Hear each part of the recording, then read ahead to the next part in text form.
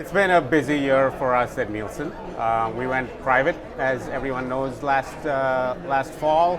But more importantly, it's the work we've been doing around what we call Nielsen One, which is a long journey to really put something in the market for true cross-media measurement for screen. And we're super excited. It's out there for general release, which is basically all our clients can start to touch, feel, and play with it, and then help us make it better. And ultimately, this is what we've been working on, and it's finally here, and it's phase one, and we're very excited.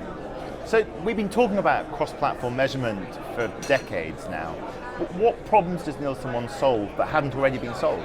Yeah, I think one of the biggest challenges, John, is that reach and frequency across media is still an unsolved problem. I think it still exists. It's a big challenge for advertisers, just from a planning and a measurement challenge perspective. And so to truly make a big dent in that problem is sort of the first piece. So for screen, deduplicated reach and frequency as the table stakes is the very first thing it's intended to solve in a way that's truly comparable like never before.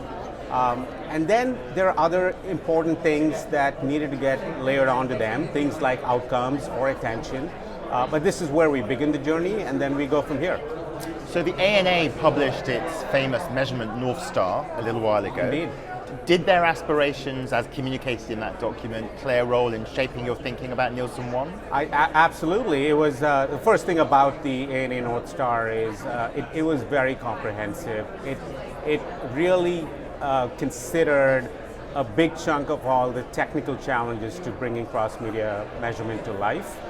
But it is from an advertiser point of view. And so what we're trying to do is build a system. What we launched is Nielsen One Ads, and that sibling product will be Nielsen One Content. So that's the vision for it. But we continue to work with the ANA on their North Star, and we both share and learn from each other. It's a very interesting time in the game of measurement, as you might suspect.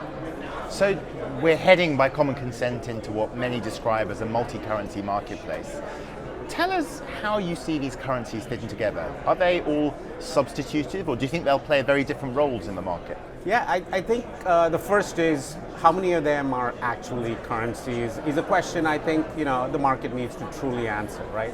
As defined by a few characteristics. Does it have full coverage? Does it actually represent people? Does it represent multicultural audiences? Does the math add up to 100?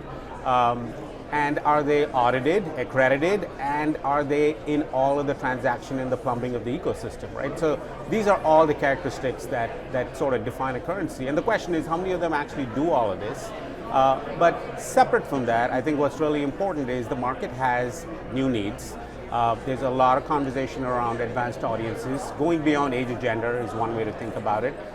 Because there's a lot of first-party data that makes it possible, and addressability is true, even in broadcast television. So I think all of these capabilities getting layered on, being complementary, they're all valuable. Like, just to make it clear, they're all valuable.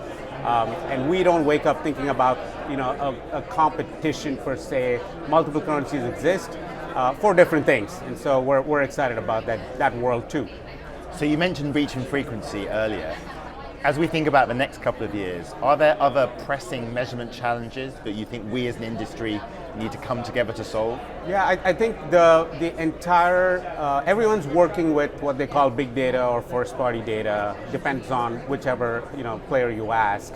I think the market coming together for how to actually do that in a comparable, fair, independent way, where every first-party data provider is not just defining the rules that work for them, is the challenge. And so we're very excited about that, because when you get that right, then you can do all kinds of advanced things with that data. So clean rooms, the use of them, how do you standardize against that, and how do you make sure the metrics are comparable? Those are the next chapters of the journey. Big challenges.